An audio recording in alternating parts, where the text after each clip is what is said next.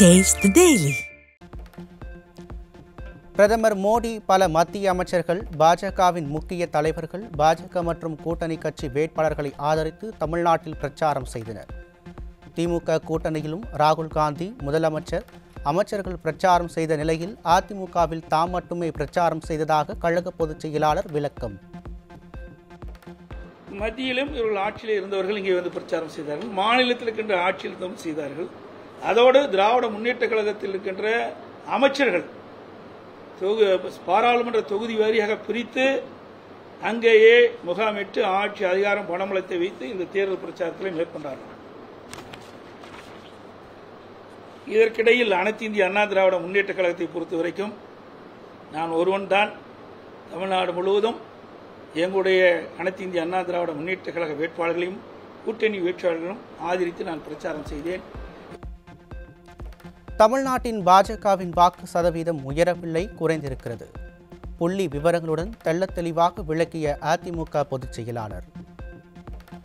இன்னைக்கு வாக்கு சதவீதத்தை பார்த்தீங்கன்னா பாரதிய ஜனதா கட்சி ஏதோ வளர்ந்து விட்டதை போல பத்திரிகையில் ஊடகத்தில் ஒரு செய்தி வெளியிட்டு இருக்கிறீங்க. 2014 பாரதிய ஜனதா தலைமையில் ஒரு கூட்டணி அமைக்கப்பட்டது. அந்த கூட்டணியில் இப்ப இருக்கின்ற பெரும்பாலான கட்சிகள் இடம்பெற்றன. அப்பொழுது அவர்கள் 18.80 வாக்குகள் பெற்றார்கள். 2024 இப்பொழுது அந்த கூட்டணி பெற்ற வாக்குகள் 18.28 வாக்குகள், குறைவு 0.62% வாக்குகள் குறைவாகத்தான் பெற்றிருக்காங்க. ஆக பாஜக கூட்டணி அதிக வாக்குகளை பெற்றதாக செய்தியிலும் ஊடகத்திலும் தவறான செய்தியை பரப்பி வருவது வருத்தம் அளிக்கின்றது. திமுக வேட்பாளர்கள் 2019 பெற்றதை விட 2024 குறைந்த சதவீத வாக்குகளையே பெற்றுள்ளனர். திமுக கூட்டணியும் குறைந்த வாக்குகள் பெற்றுள்ளதாக அதிமுக பொதுச் செயலாளர் விளக்கம். திராவிட முன்னேற்ற கழக வேட்பாளர்கள் பெற்ற வாக்குகள் 33.52%. 2024 இப்பொழுது நடந்து முடிந்த நாடாளுமன்ற தேர்தலில் திராவிட முன்னேற்ற கழகம் தனியாக அவருடைய வேட்பாளர் பெற்ற வாக்குகள் 26.93. ஆக 2019க்கும் 2021 பெற்ற வாக்குகள் குறைவாக இருக்குது, வித்தியாசம் குறைவாக இருக்குது. ஆக குறைவான வாக்கு வித்தியாசம் 6.59. திராவிட முன்னேற்ற கழகம் 2019 பெற்ற வாக்குகளை விட 2024 பெற்ற வாக்குகள் குறைவு. ஆக அவருடைய வாக்கு சதவீதம் இன்றைக்கு குறைந்திருக்கிறது, 6.59% குறைஞ்சிருக்குது. 2019 தேர்தலை காட்டிலும் 2024 தேர்தலில் அதிமுக கூடுதல் வாக்கு சதவீதம் பெற்றதில் மகிழ்ச்சி. ஊடகங்களில் தவறான செய்திகள் வெளியிடப்படுவதாக அதிமுக பொதுச் செயலாளர் குற்றச்சாட்டு. மத்தியில் ஆட்சி அதிகாரத்தில் இருக்கின்றவர்கள் பிரச்சாரத்தில் மேற்கொண்டார்கள், மாநிலத்தில் இருக்கின்ற ஆட்சி அதிகாரத்தில் இருக்கின்ற பிரச்சாரத்தில் ஈடுபட்டார்கள். அதோடு ஊடகங்கள் பத்திரிகைகள் எந்த ஒரு ஆதரவும் இல்லாத இந்த சூழ்நிலையிலே அனைத்து இந்திய அண்ணா திராவிட முன்னேற்ற கழகம் கூட்டணி சிறப்பான முறையில் பணியாற்றி அனைத்து இந்திய அண்ணா திராவிட முன்னேற்ற கழகம் கடந்த 2019 நாடாளுமன்ற தேர்தல் பெற்ற வாக்குகளை விட 2024 நாடாளுமன்ற தேர்தலிலே அதிகமான வாக்குகளை பெற்று இருக்குது என்பதை மகிழ்ச்சியுடன் இந்த நேரத்தில் தெரிவிக்கிறேன். 2026 தேர்தலிலும் பாஜகவுடன் கூட்டணி இல்லை என அதிமுக பொதுச் செயலாளர் மீண்டும் உறுதி. 2023 அக்டோபர் மாதம் அளித்த பேட்டியை சுட்டிக்காட்டி திட்டவட்டம். அது ஏற்கனவே நான் சொன்ன கருத்து தானே. நான் 23/10/2023 உங்கள் முன்பு நான் பேட்டி கொடுத்திருக்கேன், அதில் எடுத்து பாருங்க. ஏன்னா பேட்டி போட்டு காட்டுமா? ஏன்னா நீங்க சொன்னா தான் நான் ஒத்துக்குவீங்க. அண்ணா திமுக பாரதிய ஜனதா கூட்டணி இல்லை. அனைத்து இந்திய அண்ணா திராவிட முன்னேற்ற கழக தலைமையில் ஒரு சிறப்பான கூட்டணி அமையும், வலுவான கூட்டணி அமையும். 2024 மட்டுமல்ல, 2026 அண்ணா திமுக தலைமையில் சிறப்பான கூட்டணி அமையும். 2026 பாரதிய ஜனதா கட்சியோடு அண்ணா திமுக கூட்டணி இல்லை. தேசிய கட்சிகளுடன் இணைந்து வெற்றி பெற்றும் தமிழ்நாட்டு உரிமைகளை காக்க முடியவில்லை. அதிமுக பொதுச் செயலாளர் விளக்கம். முன்னாள் அமைச்சர் எஸ்.பி. வேலுமணி தெரிவித்த கருத்தை திரித்து வெளியிடப்பட்டுள்ளது. அதிமுக பொதுச் செயலாளர் விளக்கம். இந்த கருத்து தான் சொல்லியிருக்காரு அவர். பார், பத்திரிகையில் தினத்தந்தி பத்திரிகையில் வந்திருக்குது. 6-6 அதிமுக பாஜக இணைந்து போட்டியிருந்தால் 14 இது மாதிரி கருத்து தான் அவர் சொல்லியிருக்காரு. வேற எந்த கருத்தும் சொல்லல. இந்த பத்திரிகையில் வந்த செய்திகளை ஊடகத்தில் கேட்கறீங்க, அது சொல்லியிருக்கிறாங்க. அது உங்களுக்கு விறுவிறுப்பான செய்தி வேணும், பத்திரிகையிலையும் ஊடகத்திலையும் திருச்சி போடுறீங்க. அதுதான் இந்த பத்திரிகை வந்துருக்கு பாருங்க. ஆக இதையெல்லாம் வச்சுக்கிட்டு தேவையில்லாத ஒரு கருத்தை வெளியிடுவது பொருத்தமா இருக்கு. அதிமுகவுக்கு பின்னடைவு என்பதெல்லாம் கிடையாது. வேண்டும் என்றே திட்டமிட்டு பொய்யான செய்திகள் பரப்பப்படுவதாக அதிமுக பொதுச் செயலாளர் குற்றச்சாட்டு. ஒவ்வொன்றையும் நடந்து முடிந்ததெல்லாம் வேற. ஒவ்வொரு தேர்தலும் மாறுபட்ட கருத்தா இருக்குது. 2014 வேற மாதிரி போட்டிட்டாங்க. அதுக்கு அடுத்த வருது 2019 வேறு, 2024 இப்படி மாறுபட்ட கூட்டணிலாம் மாறி மாறி அமைச்சிட்டு இருப்பாங்க. ஆகவே அந்தந்த தேர்தல் போது அந்தந்த தேர்தல் வருகின்ற பொழுது சூழ்நிலைக்கு தற்பவாறு வெற்றி தோல்வி அமையும். ஆகவே ஒரு கட்சி தோல்வி அடைஞ்சா மறுபடி தோல்வி அடைந்தான் கிடையாது. நீங்க 1991 திமுக 2 இடம் தான் வந்தது, புரியுதுங்களா? 1996 அண்ணா திமுக 4 இடம் தான் வந்தது. ஆக திமுக அழிஞ்சு போச்சா? அண்ணா திமுக அழிஞ்சு போச்சா? அதெல்லாம் கிடையாது. இதே பாருங்க, 2014 திமுக தமிழகத்தில் ஒரு இடம் கூட நாடாளுமன்ற தேர்தலில் வெற்றி பெறல. இப்ப வெற்றி பெற்றிருக்குல்ல. ஆக அவ்வப்போது மாறி மாறி தான் அரசியல் வரும். அதுக்காக இந்த பின்னடைவு என்பதெல்லாம் வேண்டுமென்றே திட்டமிட்டு பரப்புகின்ற ஒரு பொய்யான செய்தி. நாடாளுமன்ற தேர்தல், சட்டமன்ற தேர்தல் என சூழ்நிலைக்கு தக்கவாறு மக்கள் வாக்களிப்பது இயல்பு. ஒரு தேர்தலில் தோல்வியுற்ற கட்சி மீண்டும் மீண்டும் தோற்கும் என்பது கிடையாது என அதிமுக பொதுச் செயலாளர் பேட்டி. அதிமுகவை பற்றி பேச விடியா அமைச்சர் ரகுபதிக்கு அருகதை இல்லை. அதிமுக பொதுச் செயலாளர் எடப்பாடி கே பழனிசாமி காட்டும். ரகுபதி பேசுறார், சொங்காட்டை என்னங்கண்ணா, அவருக்கு அதிமுக என்ன சம்பந்தம்? வேணுமென்ற திட்டமிட்டு ஒரு குழப்பத்தை வர வைக்கிறது. ஏதாவது அதிமுக பத்தி ஊடகத்திலையும் பத்திரிகையிலும் செய்தி வரணும், அதை எடுத்து போடுறாங்க. ரகுபதி எல்லாம் அதிமுக பேசுறது அருகதை கிடையாது. ஏன்னா அதிமுக வேட்டி மாத்தி கட்டிட்டு போனவர். அதிமுக அவருக்கு அடையாளம் காட்டப்பட்ட கட்சி அதிமுக கட்சி. அனைத்து இந்திய அண்ணா திராவிட முன்னேற்ற கழகத்துடைய தொண்டர்கள், நிர்வாகிகள், தலைமை அவர்களுக்கு ஒரு வாய்ப்பை கொடுத்தது. அமைச்சராக்கினாங்க, அடையாளத்தை காட்டினாங்க. அந்த அடையாளத்தை வச்சுதான் திமுக போய் எங்களை பத்தி பேசுவதற்கு அருகதை கிடையாது. இப்படித்தான் பல தலைவர்கள் வேண்டுமென்றே திட்டமிட்டு பேசிட்டு இருக்காங்க. நாடாளுமன்ற தேர்தலில் அதிமுக தலைமையிலான கூட்டணிக்கு வாக்களித்த வாக்காளர்களுக்கு கழக பொதுச் செயலாளர் நன்றி. அதிமுக தலைமையிலான கூட்டணி வேட்பாளர்களை ஆதரித்து பிரச்சாரம் செய்த கூட்டணி கட்சி தலைவர்கள், நிர்வாகிகள், தொண்டர்களுக்கு நன்றி தெரிவிப்பு. அதிமுகவுடன் கூட்டணியில் சேரலாம் என்ற ராமதாஸின் பேச்சை கேட்டிருக்கலாம் என புலம்பும் பாமக நிர்வாகிகள். பாஜகவுடன் சேர்ந்ததால் மாநில கட்சி அந்தஸ்தை இழந்து அதல பாலாத்திற்கு சென்றதால் மக்கள் மிஞ்சும் கதறல்.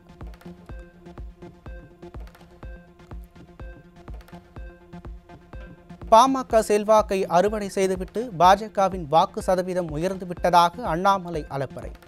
சிதம்பரம், திருவள்ளூர், வேலூர், தென்சென்னையில் மாம்பழத்தில் மானம் காப்பாற்றப்பட்ட நிலையில் பாஜக சாதனை என கூறுவதால் பாமகவினர் ஆத்திரம். செயல்பட தெரியாமல் ஆவி நிறுவனத்தை முடக்கும் நிலைக்கு தள்ளிய விடியா திமுக அமைச்சர் மனோ தங்கராஜ். பால்வளத்துறைக்கே பால் ஊற்றிய ஆட்சிதான் விடியா திமுக ஆட்சி என மக்கள் விமர்சனம். ஜோலார்பேட்டை அருகே சேரன் ரயிலில் பயணிகளிடம் துப்பாக்கியை காட்டிய துணை ராணுவ படையினர். மதுபோதையில் தாக்குதல் நடத்திய துணை ராணுவ படையினருக்கு எதிராக ஜோலார்பேட்டை ரயில் நிலையத்தில் பயணிகள் போராட்டம்.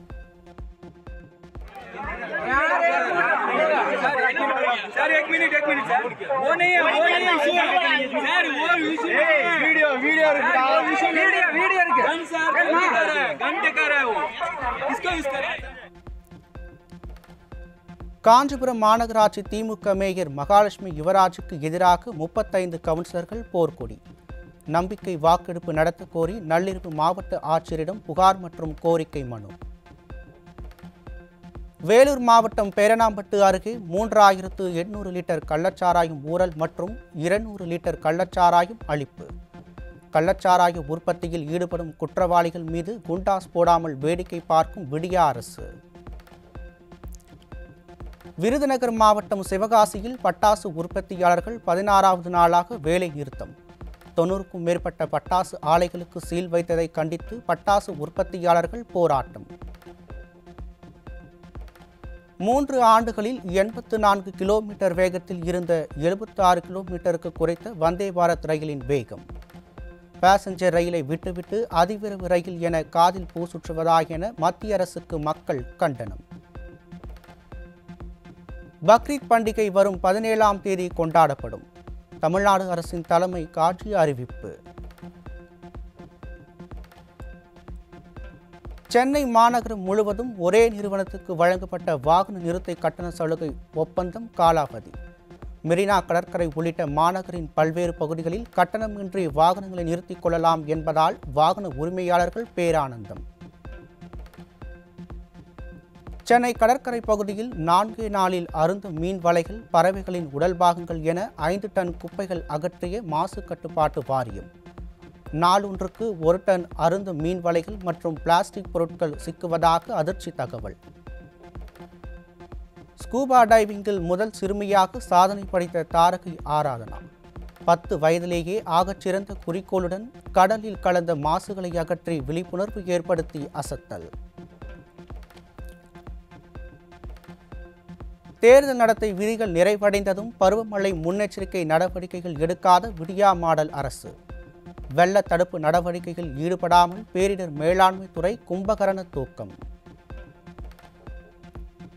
சென்னை கூவம் ஆற்றின் 23 இடங்களில் கழிவுநீர் கலப்பதை தடுக்க 50 கோடி ரூபாய் நிதி ஒதுக்கிய விடியா அரசு. 100% மழைநீர் வடிகால் தயாராகிவிட்டது என்று விடியா அமைச்சர்கள் சொன்னது பொய்யா என மக்கள் சரமாரி கேள்வி. சென்னை சூளைமேட்டில் போதை ஊசி செலுத்தி மருத்துவமனையில் சிகிச்சை பெற்று வந்த இளைஞர் மரணம். விடியா ஆட்சியில் போதை ஊசியால் உயிரை மாய்த்து கொள்ளும் இளைஞர்களின் எண்ணிக்கை தொடர்ந்து அதிகரித்து வருவதால் பெற்றோர் கவலை. ராணிப்பேட்டை மாவட்டம் வாலாஜாபேட்டை அருகே ரயிலில் கடத்தி வரப்பட்ட 30 கிலோ கஞ்சா பறிமுதல். விடியா ஆட்சியில் தொடர்ந்து அதிகரித்து வரும் கஞ்சா கடத்தல் சம்பவங்களால் இளைஞர்களின் எதிர்காலத்தை நினைத்து பெற்றோர் கவலை. குறுவை சாகுபடிக்காக காவிரி நீரை எதிர்பார்த்து காத்து நிற்கும் டெல்டா மாவட்ட விவசாயிகள். கர்நாடகாவிடம் போதிய நீரை கேட்டு பெறாமல் 12ஆம் தேதி நீர் திறப்பதில்லை என கைவிரிக்கும் விடியா அரசு. ராணிப்பேட்டை மாவட்டத்தின் பல்வேறு பகுதிகளில் 2 மணி நேரத்திற்கும் மேலாக இடியுடன் கூடிய கனமழை பெய்ததால் விவசாயிகள் மகிழ்ச்சி. நகரின் முக்கிய சாலைகளில் மழைநீர் பெருக்கெடுத்து ஓடியதால் அவதியடைந்த பொதுமக்கள். திருப்பூர் நகராட்சியுடன் 19 ஊராட்சிகளை இணைக்க விடியா அரசு திட்டம். ஏற்கனவே இணைக்கப்பட்ட ஊராட்சிகளுக்கு அடிப்படை வசதி செய்து தராத நிலையில் புதிதாக ஊராட்சிகளை இணைக்க பல்வேறு தரப்பினர் எதிர்ப்பு. கோவையில் 4 நிறுவனங்கள் 102 கோடி ரூபாய் வரி மோசடி. போலியாக ஜிஎஸ்டி ரசீது தயாரித்தவர் ஜிஎஸ்டி புலனாய்வு பிரிவு அதிகாரிகளால் கைது. கோவையில் 70 வயது மருத்துவரிடம் சிபிஐ அதிகாரி என கூறி 40 லட்சத்தை பறித்து மோசடி நபர். மருத்துவரின் பெயரில் வந்த போதைப்பொருள் பார்சல் சிக்கியதாக கூறி மோசடி வலை விரித்த நபரிடம் பணத்தை இழந்த பரிதாபம். சென்னையில் ஆபரண தங்கத்தின் விலை திடீர் சரிவு. ஒரு நாளில் சவரனுக்கு 1520 ரூபாய் குறைந்து 53,200 ரூபாய்க்கு விற்பனை. வாக்கு எண்ணிக்கை நாளன்று பங்குச்சந்தை வீழ்ச்சியடைந்த விவகாரம். மத்திய அரசு பங்கு மற்றும் பரிவர்த்தனை வாரியம் அறிக்கை சமர்ப்பிக்க கோரி உச்சநீதிமன்றத்தில் வழக்கு. தெலுங்கானா மாநிலம் ஐதராபாத்தில் ராமோஜி குழுமம் தலைவர் ராமோஜி ராவ் உடல்நலக்குறைவால் காலமானார். கடந்த 5ஆம் தேதி மூச்சு திணறலால் அவதிப்பட்ட ராமோஜி ராவ் மருத்துவமனையில் சிகிச்சை பெற்று வந்த நிலையில் அதிகாலையில் மரணம். நாடாளுமன்ற தேர்தல் முடிவு வெளியானதும் நரேந்திர மோடியை விமர்சித்த பன்னாட்டு ஊடகங்கள். அமெரிக்காவில் புகழ்ந்தாங்க, ஆப்பிரிக்காவில் பாராட்டினாங்க, ஆஸ்திரேலியாவில் அசத்துனாங்க என மோடி கூறிய நிலையில் விமர்சனம் செய்த ஊடகங்கள். என்ன அமெரிக்காவில் புகழ்ந்தாங்க, ஆப்பிரிக்காவில் புகழ்ந்தாங்க, ஐரோப்பாவில் புகழ்ந்தாங்க, அரபு நாடுகளில் புகழ்ந்தாங்க, ஆஸ்திரேலியாவில் புகழ்ந்தாங்கன்னு மோடி வீரவசனம் பேசிக்கிட்டு வந்தார். இன்னைக்கு அந்த நாடுகளோட செய்தித்தாள்களே செல்வாக்கை இழந்த மோடி அப்படின்னு தலைப்பு செய்தி போடுற நிலைமைக்கு வந்துருச்சு. அமெரிக்காவில மைக்கேல் ஜாக்சன் கூப்பிட்டாகோ, ஜப்பான்ல ஜாக்கி சான் கூப்பிட்டாகோ, என்னடி கலர் கலரா ரீலா விடுற? பெகாசஸ் தொழில்நுட்பம் மூலம் தொலைபேசி ஒட்டு கேட்கப்பட்டது பற்றி விசாரணை நடத்த வேண்டும். தெலுங்கு தேச தலைவர் சந்திரபாபு நாயுடுவின் மகனான நரலோகேஷ் வலியுறுத்தலால் பாஜக அதிர்ச்சி. நீண்ட தூர விமானங்களில் அடிக்கடி மது அருந்தும் பயணிகளுக்கு எச்சரிக்கை. இரத்த ஆக்சிஜன் குறைவு ஏற்பட்டு நெஞ்சு வலி ஏற்படும் அபாயம் என ஆராய்ச்சியாளர்கள் தகவல். வியாபாரிகள் மற்றும் நுகர்வோருக்கு உதவும் வகையில் வாட்ஸ்அப்பில் செயற்கை நுண்ணறிவுகளை அறிமுகப்படுத்த மெட்டா நிறுவனம் திட்டம். நுகர்வோரின் கேள்விகளுக்கு விடையளித்து வியாபாரத்தை மேம்படுத்தும் வகையில் வடிவமைக்க முடிவு.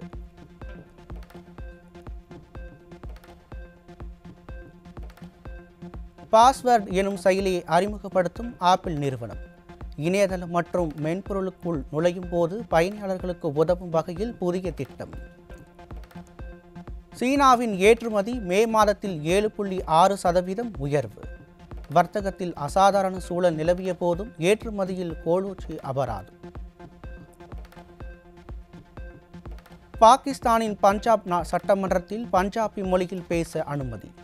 உருது மற்றும் ஆங்கிலத்தில் பேச மட்டுமே அனுமதிக்கப்பட்ட நிலையில் பஞ்சாபி மொழியில் பேச அனுமதித்து சட்ட திருத்தம்.